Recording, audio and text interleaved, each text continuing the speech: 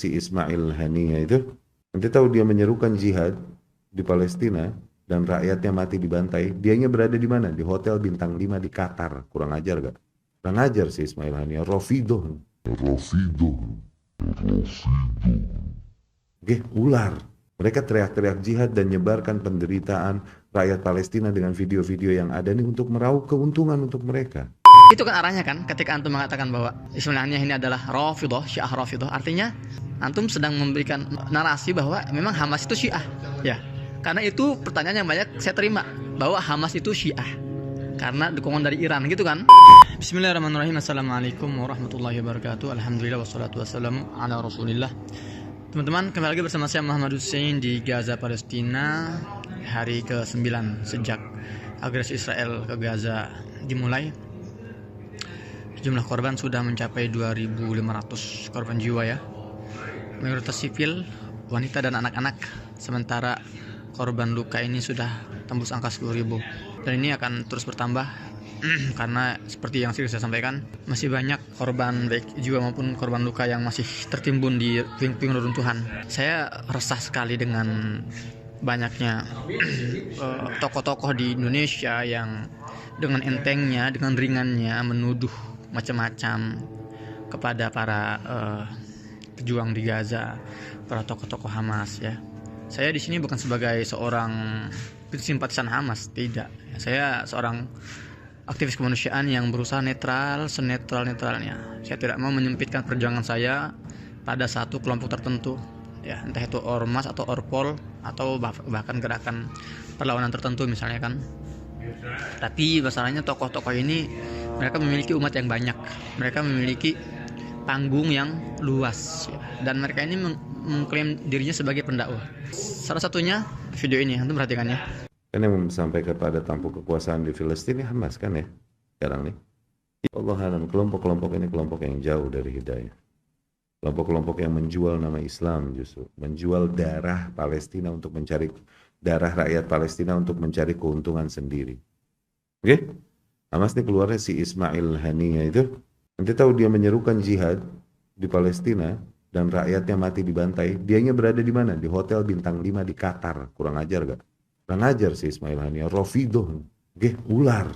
Mereka teriak-teriak jihad dan nyebarkan penderitaan rakyat Palestina dengan video-video yang ada nih untuk meraup keuntungan untuk mereka.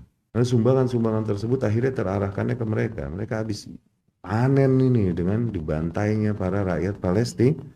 Saya pribadi nggak pernah bertemu dengan Ustadz ini, ya, Ustadz Bejrey Barji, atau saya nggak tahu nama tepatnya. Tapi saya ingin mengingatkan, dan tidak perlu diingatkan pun, antum tahu lah Ustadz ya, bahwa semua perkataan antum itu akan dipertanggungjawabkan. Dan kalau ribuan orang itu mengaminkan informasi dari antum, terus mereka menyebarkan informasi dari antum, itu namanya dosa jariah. Saya ingin menitik beratkan pada beberapa hal di sini. Pertama, yang mengatakan bahwa orang-orang petinggi Hamas ini jauh dari hidayah. Ya, mungkin tampaknya antum ini memang pemilik hidayah, jadi bisa mengontrol hidayah itu dekatnya dengan siapa, jauh dari siapa. Luar biasa. Itu yang pertama, saya sangat keberatan. Hidayah itu hanya datang dari Allah Subhanahu wa taala dan bukan kita. Kita nggak punya hak sama sekali mengatakan orang ini jauh, orang ini dekat. Apalagi kalau kita tidak memahami siapa orang-orang kita kritisi gitu loh. Antum ketika mengatakan orang-orang Hamas ini jauh dari hidayah, apakah antum pernah misalnya ke Gaza, bertemu para pejabat-pejabat Hamas, atau yang suka ke Indonesia deh, ngobrol dulu, ya, bicara dulu face to face dari hati ke hati, ya. Tapi antum berani langsung menjudge mereka itu orang-orang yang jauh dari hidayah. Kedua, antum jelas mengatakan bahwa Ismailnya ini Rafidah. Jadi masya Allah ya, Ustadz Ismail Haniyah ini seorang hafiz 30 juz dan pengorbanannya luar biasa. Ya, keluarganya sudah banyak yang dibunuh oleh Israel, anaknya, kemudian ya kerabat-kerabatnya, rumahnya sudah berkali-kali dihancurkan oleh Zionis. Ya, bagaimana antum bisa menuduh dia seorang Rafidah?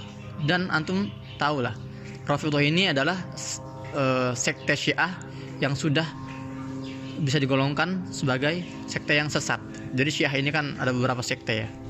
Ada yang Zaidiyah, ada yang dekat dengan Sunni, itu kan, ada yang moderat, ada yang sudah masuk sekte yang sangat ekstrim, yaitu Rafidhah. Antum Ustaz menuduh Ismail Hani sebagai Rafidhah, ini konsekuensinya besar.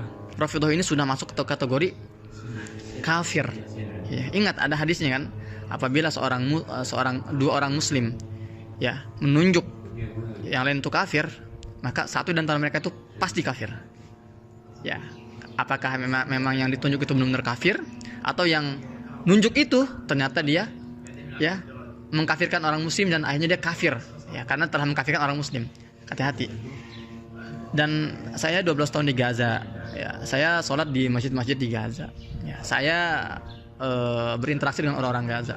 Dan jangan saya deh, antara subjektif lagi ya, antum Ustaz tanya semua orang Indonesia yang pernah ke Gaza, banyak sekali itu yang pernah ke Gaza tuh, tanya satu-satu, antum ketika ke Gaza pernah gak ngelihat ada tanda-tanda Syiah di Gaza?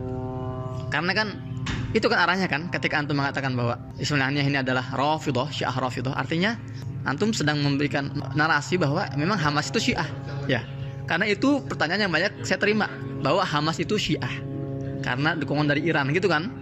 Nah jadi itu deh, saya nggak mau subjektif. Antum tanya banyak orang Indonesia yang pernah ke Gaza, tanya satu persatu, apakah antum pernah melihat ada satu aja masjid ya tempat antum sholat di Gaza, atau ornamen-ornamen keislaman di Gaza yang berbau-bau Syiah? Ya Hussein, ya Fatimah misalnya, atau apa ya Ali ya, dan orang-orang memukul-mukul tubuhnya dengan teriakan-teriakan Karbala misalnya. Satu aja tanya orang, ada gak? Kalau saya 12 tahun di Gaza, alhamdulillah nggak pernah saya lihat seperti itu. Dan antum harus tahu Ustaz, setelah tahun 2008, agresif Israel tahun 2008, itu Gaza itu remuk, hancur lebur Gaza itu. Dan Iran menawarkan bantuan jutaan dolar. Di antara bantuannya, ya mereka ingin membangun rumah sakit dengan satu syaratnya, apa katanya? Nah, ini dari pemerintah Iran. Kami akan membangun rumah sakit, wahai Gaza. Dan Gaza saat itu dipimpin oleh Hamas. Kami akan bangun rumah sakit, tapi satu syaratnya. Namai rumah sakit itu dengan nama Imam Khomeini. Tahu antum jawabannya apa? Ditolak mentah-mentah. Warga Gaza menerima bantuan dari semua kelompok, tapi tanpa syarat. Orang kafir pun kalau mau bantu Gaza akan diterima senjatanya, akan diterima bantuannya, tapi tanpa syarat, tidak menyentuh ranah akidah. Jadi jangan sedangkal itu cara pemikirannya, bahwa semua yang menerima bantuan dari Iran berarti Syiah. Astagfirullahaladzim. Itu pemikiran orang-orang, ya mohon maaf ya kalau kita boleh meminjam kata-kata Rocky Gerung itu, ya itu namanya itu. Masya Allah, mereka tuh di sini memperjuangkan tanahnya dengan darah dan dengan nyawa. Dengan mudah seperti itu diselewengkan, ya dituduh yang enggak. Tahun 2012 ada rombongan dari Indonesia, delegasi Indonesia. Di antaranya ada seorang wartawan, jurnalis, ya jurnalis Hidayatullah. Dia teman saya juga. Nah, dia nanya ke saya. Jadi di Gaza ini, ya asal antum tahu, ada sebuah gerakan perlawanan yang lebih dekat dengan Iran dibandingkan Hamas, namanya Jihad Islami. Dan itu banyak berseliweran gosip bahwa Jihad Islami ini adalah gerakan Syiah di Gaza. Nah, wartawan, anak muda, jurnalis ini datang ke saya, nanya, Mas Husein, benar gak sih bahwa Jihad Islami ini afiliasinya ke Iran Syiah gitu ya? Apakah benar Jihad Islami itu ideologinya atau akidahnya Syiah? Dan saya bukan tipe-tipe orang yang senang menjawab langsung ya, secara subjektif enggak. Saya bilang apa? Oke, kamu akan saya pertemukan langsung dengan juru bicara resmi Jihad Islami, namanya Khalid Al-Batash. Seneng dia, saya bawa ke rumahnya karena saya punya akses ya ke beberapa petinggi-petinggi. Wawancaralah dia, si pemuda ini, jurnalis muda Indonesia ini, dengan petinggi Jihad Islami. To the point dia, apakah Anda ini Syiah karena Anda sangat dekat dengan Iran? Apa jawaban juru bicara Jihad Islam ini? Dia bilang apa? Wahai saudaraku, kami ini Ahlus Sunnah wal Jamaah, mazhab kami Syafi'i. Jangan lupa, Imam Syafi'i itu lahir di Gaza, tempat kami. Dan kami itu Ahlus Sunnah.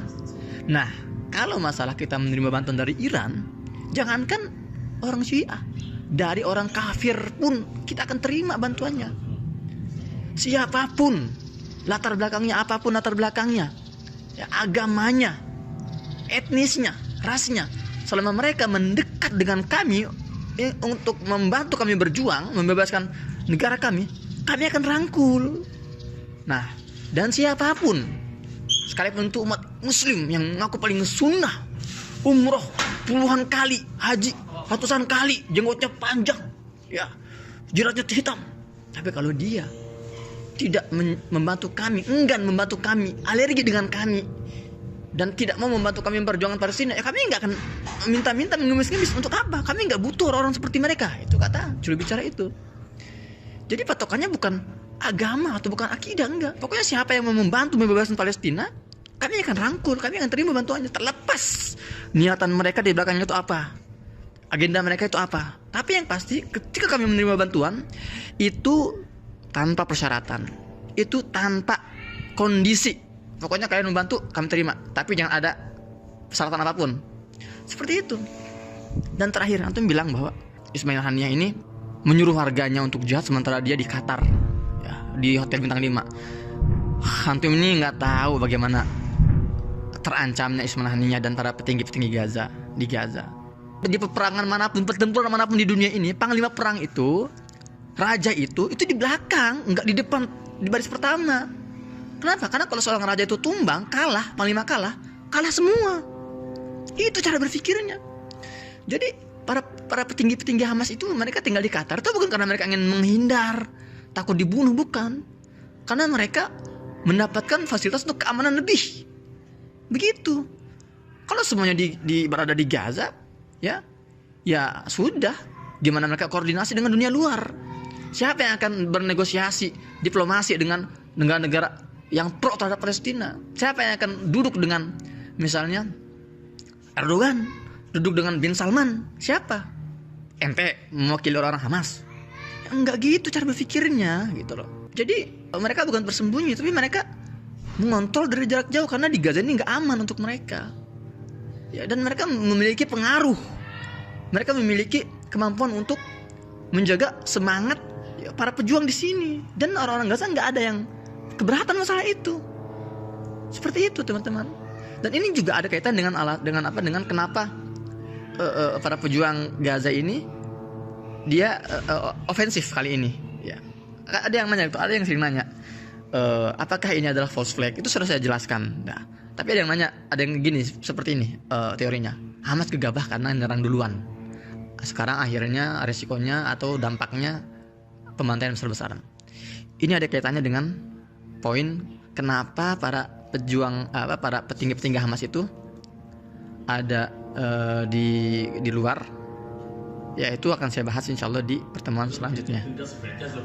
Ya, baik, demikian karena ini suaranya juga mengerikan sekali ini. Suara drone di atas langit dan mertua saya bilang masuk ke dalam, khawatir jadi target. Kita akan jumpa insyaallah di konten selanjutnya bersama saya Muhammad Hussein di Gaza Palestina. Assalamualaikum warahmatullahi wabarakatuh.